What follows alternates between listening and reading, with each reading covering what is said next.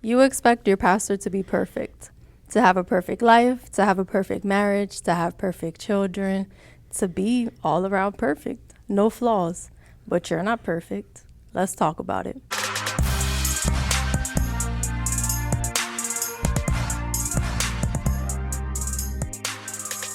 What's going on, everybody? And welcome back What are you doing, spiritual samurai? to another episode of Talking with purpose. Talking with Purpose, Hablando con Propósito. I say that all the time. Thank you guys for coming back. Today we got a very spicy subject brought to you by none other than Pastor Les, and we're always the beautiful, the multifaceted, the amazing and talented three brains in one, Pastor Luz Quiñones. So, babe, bring us that topic. Let's talk about the perfect pastor. Let's talk about the perfect pastor. Yeah, let's talk about the perfect pastor. Real quick, I think that all of us that have been in church can look back at pastors we've had and we can say, man, he was the perfect pastor. I don't think I could say that. I can say that. I can't. I can honestly say that. I'm not kidding. Pastor Frank Pacheco, may he rest in peace. That man, to me, I look back and be like, he was the perfect pastor. But we all know that no one is. Right. What I'm saying is that we give these pastors these titles because of how our relationship is with them, right? Yep. So, but is there really a perfect pastor? Can that be found? Does it have to do with niceness? What would you, here we go, a question for you. What would make a pastor perfect for you?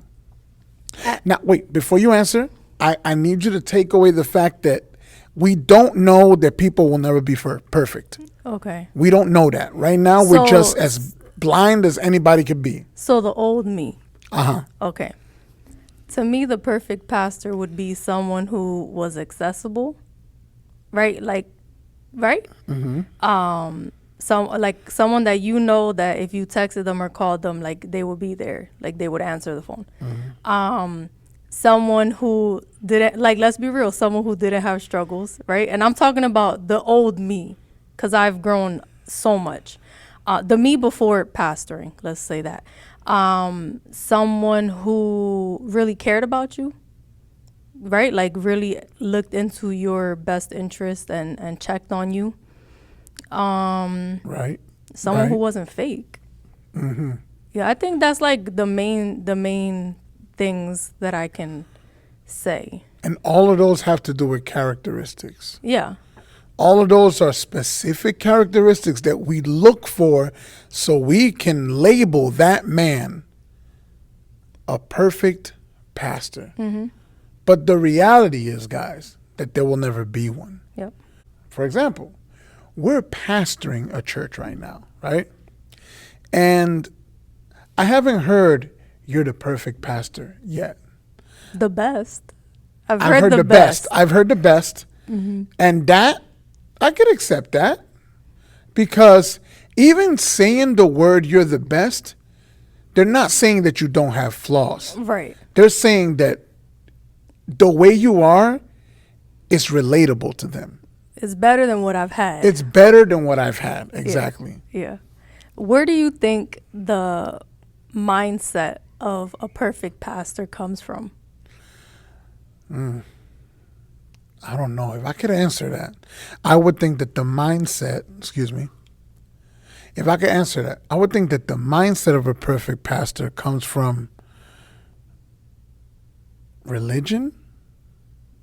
I think that religion has a lot to do with us looking at people that are in that pastoral role and labeling them perfect because, mind you, when you're religious minded, you not only seek perfection, you try to live perfection.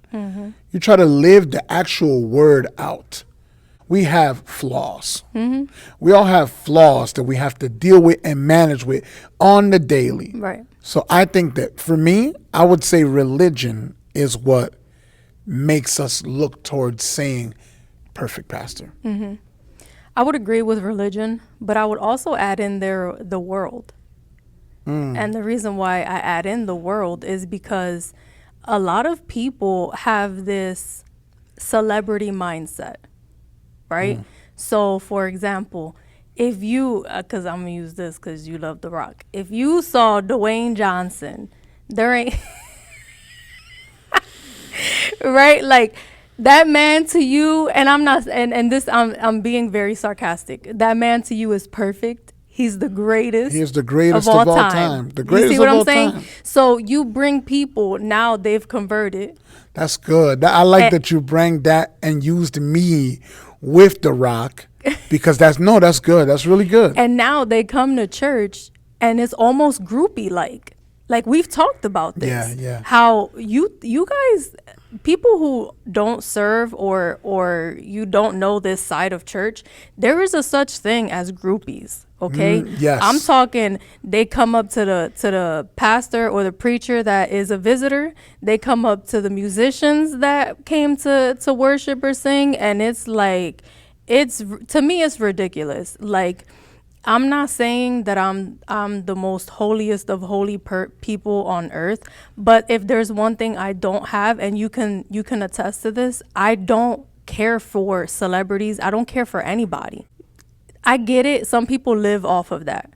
You know what I'm saying? Like, that's their livelihood, and I'm not taking away from that because we're pastoring, and it takes a lot. It takes a lot of hours to prepare your sermons. Y'all don't know how many text messages, phone calls, counseling sessions we be doing, like, and y'all and people, and I'm not saying y'all like y'all, but people expect us to do it without a pay. Right? Like, do you go to work for 40 hours a week and come home to no pay? Like, God forbid. Oh, but the pastor has to do this out of the kindness of his heart. Right? Like, that's mad inconsiderate. That's very inconsiderate. But I digress. And it's ridiculous, yeah. But my point is that I'm not somebody that's going to sit here and pay $500 to see T.D. Jakes coming to preach. Where is it being live streamed? Fantastic. That's where I'm gonna watch it. You know what I'm saying? Like, because you're not gonna be able to touch TD Jakes. Yeah. Like, I'm not paying to be VIP and get a picture with TD Jakes. You know, like, we went to see Priscilla Shire, and let me just say, I loved how this woman did her women's conference, because we flew out to Florida to see her. And the tickets were cheap. They were $80 for a like whole day women's conference. But what I loved is that at the very start of the conference, she was like, y'all didn't come here for me. Y'all came here for Jesus. Right. Like, please don't. Like, and I love that she did that. She walked around the whole, like, it was like a gym type of thing. She walked around the whole gym. She said hi to people. Like, I love that she did that because she wasn't allowing people to put her on that pedestal. Right. You know, even though there's people that do enjoy that pedestal. Right. But, you know. That's where I was going to go to next. Yeah. But again, a lot of people, they come to church, or they come and now convert to Christianity, or now they decide to follow Jesus with the mindset of the world. So you have the religious people who train you to think that way. And then you have the secular mindset of what being famous, because people think being a pastor is like a huge thing. Please, boy, please. Yeah. And it's harder than a lot of these TV pastors make it seem. See, for example, us. I'm going to use us as an example because we're us. Our ministries just started 2 years ago. And while these mega churches have a pastoral team under them, where they have associate pastor and other stuff, you know, we don't have that. Yet. Eventually, I was going to say, eventually, we're going to get to that point as well. because it's very necessary with the type of work that a pastor does. But you bought a pedestal, and I think that there are a lot of people that you can just tell by discernment. They like that attention. They like that type of attention. One of the hardest things for me to do was starting to preach because I used to rap, and I did it for attention. So when it came to preaching, I always wanted to keep a humble heart. Like, God, I don't want nobody to, put me up there like, oh man, the way you preach is good.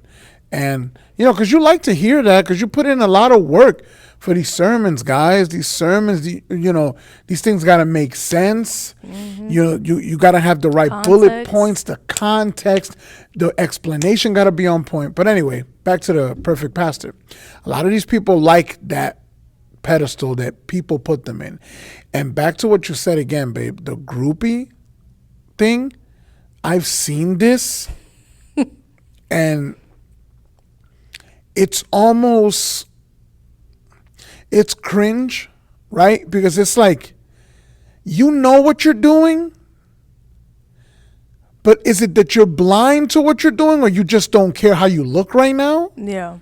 Because this man or this woman is before you and you look up to them, like, look, I don't have a problem with us looking up to people. People should inspire people. Right. You should get inspiration from somebody. My wife brought up The Rock. He inspires me. He's inspired me since I was little. If I did not become a Dwayne The Rock Johnson fan, I wouldn't be the way I am. And this sounds crazy, but it's because I saw another man of color, confident, cool, and everybody liked him. I said, man, if he can be cool, I could be cool. You know what else? We almost end up worshiping these people. Yeah, we do. And that's a very scary area, because again, if you don't know you're on that fine line, you're worshiping and you have the slightest clue. Yep.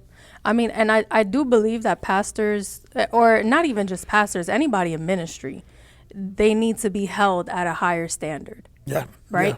Yeah. But people treat pastors or people in ministry, evangelists, missionaries, whatever it is that your calling is, like you're this floating cloud that does absolutely nothing wrong, right? Like, as pastors, yes, I need to be held at a higher standard. No, I can't be out there cutting up, right? And doing things. Why? Because I have to be the example. Right. Right? But me telling you that I'm struggling is being the example. That's right. Because the Bible says that we're going to fight temptation. It doesn't say that temptation is not going to come. It says resist and the devil will flee, which means what? He going to come. He going to come. Right? So he ain't going to stop either. Right. So we think that pastors or people in ministry need to be perfect. No, they need to be real. That also reminded me of how people feel they need to be perfect to come to Christ. Oh, that part.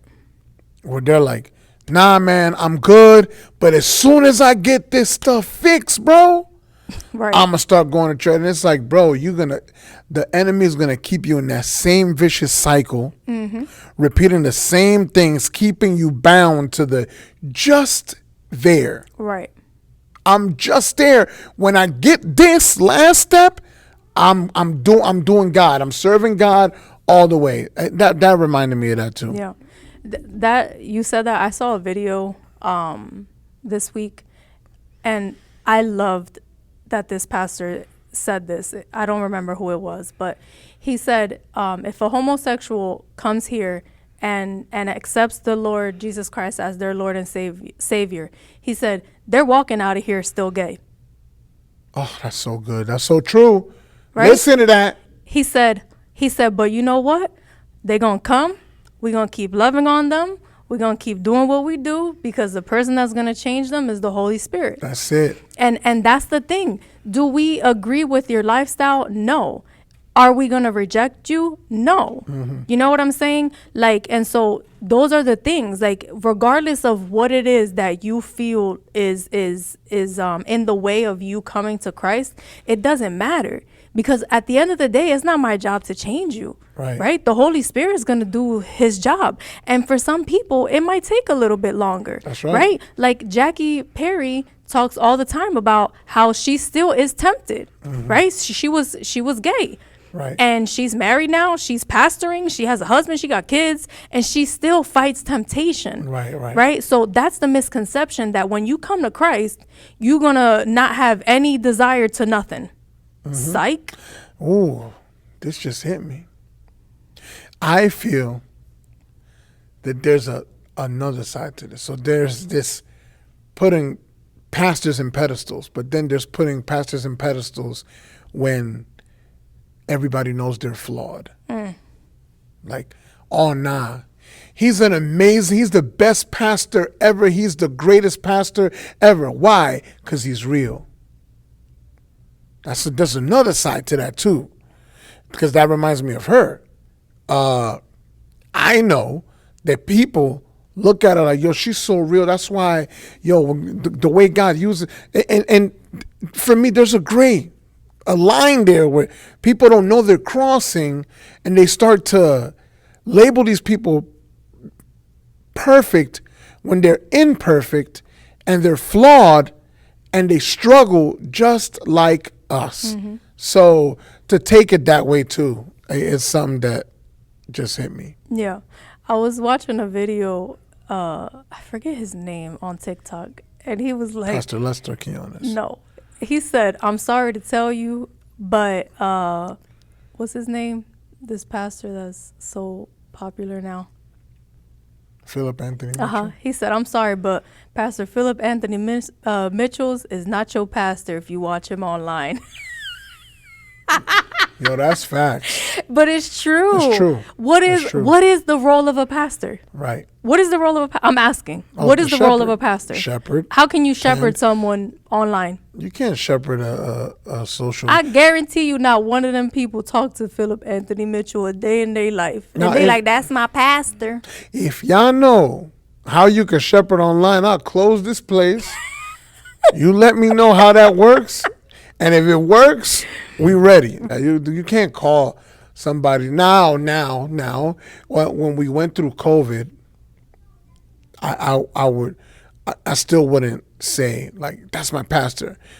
We were put in a that was a different situation. Yeah, it was a different situation. But the role of a pastor is to guide you. Right. Is to make sure that you're like, think of it in the worldly view, how Jesus portrayed it, right? The shepherd and sheep. Yeah. Right. And so how are you going to be able to shepherd sheep that you don't have intimacy with? Right. Yeah. No. You know what I'm saying? Like, and another thing is that we're supposed to help you raise up, right? Encourage you, lift you up, teach you, and send you out. Right. Like, you ain't supposed to be sitting here heating up chairs for 25 years singing the same songs. Like, nah, bro, go do what you got to do. Yeah. Like, the fact that there's so many churches with the same members sitting in the same seat for years and years and years, and you're not doing nothing. That's concerning. And if you don't think it's concerning, then you need to analyze where you need to study what a pastor where is. Your brain is. You need to study. I'll tell you this. I feel like a lot of pastors manipulate their congregation and keep certain people in those chairs for those 25 years because of them tithes. Them tithes is good. Let's be real. If we're going to talk about it, we're going to talk about it all the way. I feel like some pastors manipulate their members, especially the good tithers, the ones who have the 6-figure jobs. They manipulate them to keep them here. Nah, bro. My wife and I were adamant on, bro, you got a calling. What is it? We're going to disciple you. Whenever God says it's time to go, you go out there and you go do your thing. Yeah. What did Jesus do? You want to come visit. But hey, we have to disciple people. That's what Jesus did. Yeah. He discipled them and he was like, bye. He discipled them and then sent them 2 by 2 out. So it's the same way with pastors. So the to find. So you're not gonna find the perfect pastor too. Don't think, oh, I don't go to church. Why? I haven't found the perfect pastor. Well, good luck. Right. Or the perfect church. Or the perfect church. That's another thing. My God, there ain't no such thing as perfect church. There ain't no such thing as perfect pastors. There's no such thing as a perfect person. So, Bear, I have a question. Okay. How do you think a pastor can admit that they're struggling without people losing the confidence in them from a pastor's standpoint? So how can you still be real without people being like, you're too real, like now you too much? It's hard. Personally, for me, it's hard to find that, because if you know me, you know I'm very silly. I always play around. I always like to joke around and stuff. So it's difficult to find that area where it's like, am I being too real? I've also had some conversations where I'm not saying stuff like that as a joke, but I'm being serious and I'm being me, but the person looks at me like, I don't know about that. What? One day I was preaching. When I finished preaching, somebody from the congregation comes up to me and says, Pastor, I would never share something like that. And I'm like, I'm too real for them.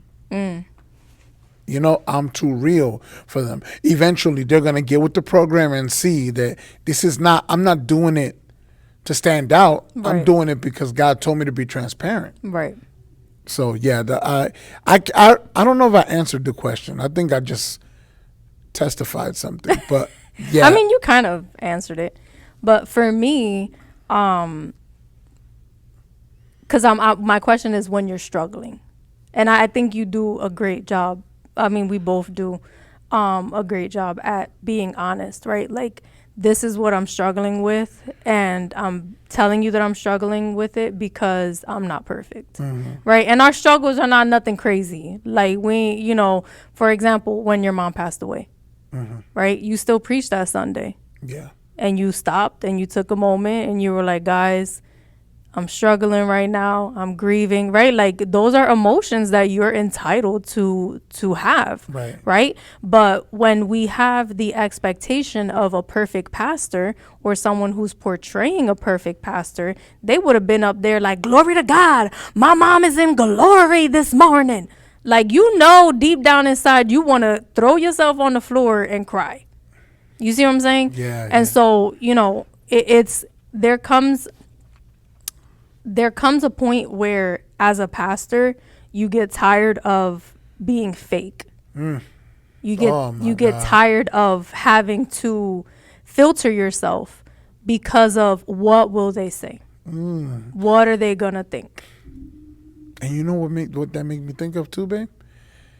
When you see one go from religious to the other side, but it's extreme here and then extreme over there. There's no middle. There's no middle where we should be. We should live balanced lives, right? In all aspects of our life, everything should be balanced. And when you take a religious leader who's been put on a pedestal, he gets tired of being perfect. Of playing perfect. Man, I struggle just like them. People come to me and ask me, how could I let go of this struggle? And then he tells them how, but then goes back home with that same struggle that he's struggling with. So it's kind of like I'm helping them, but no one's helping me. Eventually, you're going to get tired. And when you get tired, bro, you go to some of them, right? They go to the other full extreme. Now they're all the way on the other side to where they don't even look the same. Of course, there's nothing wrong with that, but there's just levels to this. Yeah, it's kind of like a kid. All right, yeah. When you have a kid that you've secluded for so long and now they go to college, it's one of two things is going to happen. Either they're going to taste a little bit of freedom or they're going to go buck wild. Right. And start getting drunk and doing all the things, right? So as a pastor, we also, right, have had to learn who we can and can't be ourselves in front of. Yeah. Right? Because there's one thing to be real. Like, we're real people. Like, whatever we're struggling with, whatever we're dealing with, we're going to share that with you. If you come to us for counseling, we're going to say, hey, we went through blah, blah, blah, blah, blah. This is how we got through it. Right. You know what I'm saying? Like, I think that's why a lot of people also don't feel comfortable going to their pastors, because they're going to think, oh, my pastor can't relate. Like my pastor doesn't understand what I'm going through because they're perfect. Right. And so we've always been open about our testimony, about where we have come from, what we've been through in our life and things like that. But I promise you, if you think you know me, you don't. Mm-hmm. You know the version of me that I allow you to see. Right. And that's not being fake. No, I was about but some to explain people can't handle it. Yeah. With being transparent pastors like we are, we've learned in ministry now that there's still a limit to your transparency. Yes. And at first, for me, it started feeling like, Dak, but I'm being fake. I'm going to just go all the way. But then I realized, because not everybody understands you. Yeah. Not everybody's going to get it. Not everybody's going to understand where God took you out of. Not everybody's going to understand why you're still struggling with something. And then you stand up and preach a sermon. They're not going to get it. Yep. They're not going to get why you still post up reels, why you still talk to people, why you still counsel people. If you're struggling, they're not going to get it. A lot of people have this misunderstanding about a pastor, that a pastor has to be untouched and has to be sin-free in order to help you and walk you through your sins. No. Right. What makes a pastor good, right, is that they're transparent, but they can walk you through your sin because they're walking through sin. Right. They're walking through, they're not walking through sin. They're walking through struggles. Yeah. They're walking through struggles. They're walking through temptations as well. Mm-hmm. And I think if you take your pastor, whoever that is, off that pedestal you got him in, and you view him the way you view yourself, you'll be able to relate to him more than you think. Yeah, and you'll have more mercy and grace with them. Yeah, and then you'll understand when he get out of pocket a little bit in his sermon. Maybe he feeling some type of way that day. And then you'll understand when there's a function and he says something that, man, pastor shouldn't say that though. Oh my God, I hate when people say that. Yeah. Like you say something and they're like, excuse me. Like you say something and they're like, oh, you're a pastor. You shouldn't say that. Can I take this hat off? Mm-hmm. Like, yeah. I hate that. Yeah. Like, I have to be pastor everywhere I go. Why? Yeah. Why I can't be loose? Yeah. You know what I'm saying? Like, even my friends, like our friends that we have another set of friends that are pastors, and we were chilling with them and they're like, oh, pastora. And I'm like, call me loose. Like, please don't. Like, we ain't in church. You know what I'm saying? But that's something that is like, let me take this off, because when you have that hat of pastor on, you almost feel like you have to be a certain way. Yeah. You know what I'm saying? And so it's hard to be in the world, meaning outside and in the grocery store, at Walmart, and you know what I'm saying? Like, why I can't just be me outside? Yeah, it's why difficult. Do I have to be holy? Like when we say, yo, less today. Mm-hmm. Today, I don't mean less for a few hours. Less today. I'm less today. I'm not pastor. Right. I'm less today. The whole day, I just want to be with my wife, my kids. I don't want to do anything that has to do with pastoring or put the label on. Because, guys, I was speaking to someone also last week, and they told me they admire the fact that I've taken on this responsibility of the calling. And I thought that was so cool, because it's like, yeah, if you see how heavy it is from the outside, imagine carrying this. And that's what people don't understand. Being in it. And that's the thing they don't understand. So back to what you said, you'll be able to understand them. When you take them off the pedestal, you'll be able to be more graceful with them. Like, wow, they are a human being. They're not perfect. They're like me. I can treat him good, or I can talk sports with him. Right. Oh my gosh, people think that because you're a pastor, they only could talk about the Bible with you. Oh, Like, don't make me bro, talk.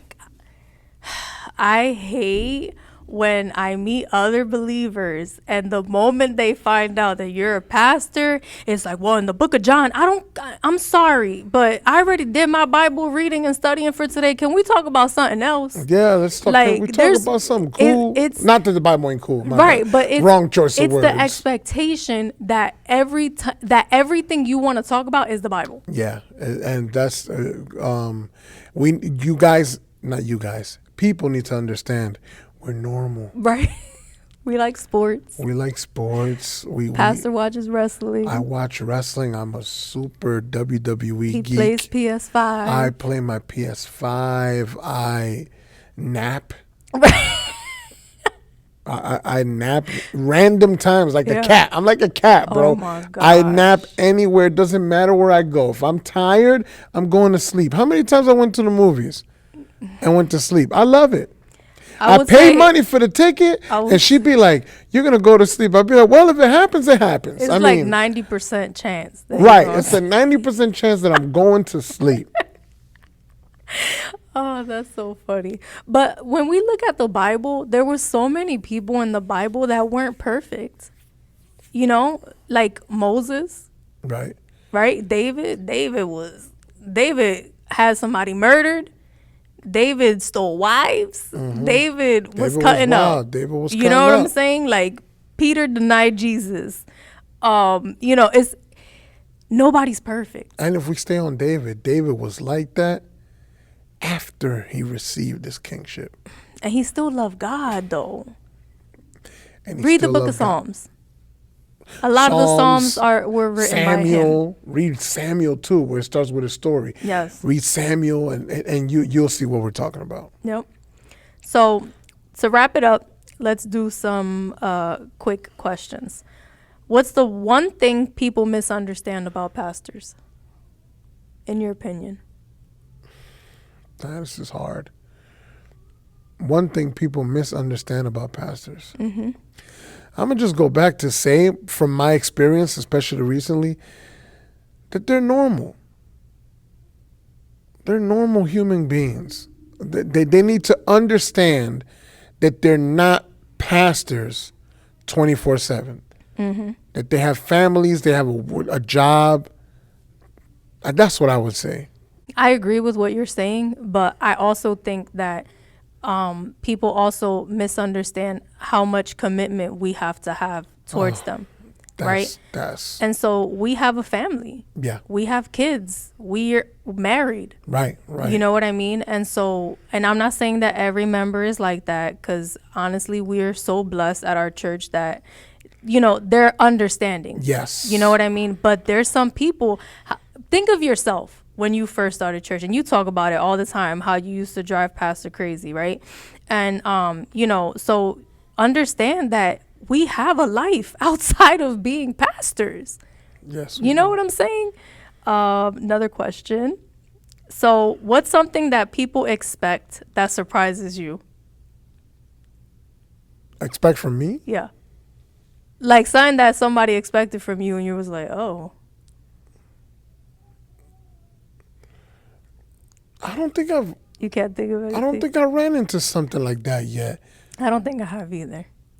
All right, next question. Ooh. Dad, that's a good one to go back to, though. Yeah, I would agree, though. Something that surprises me, I don't think we've had anything surprise us. Not yet. Yeah. We'll get back to you guys on When that, it happens. All right, and I'll do this one and we'll finish with this. What hurts pastors the most? Oh. From my experience, what hurts me the most right now as a pastor is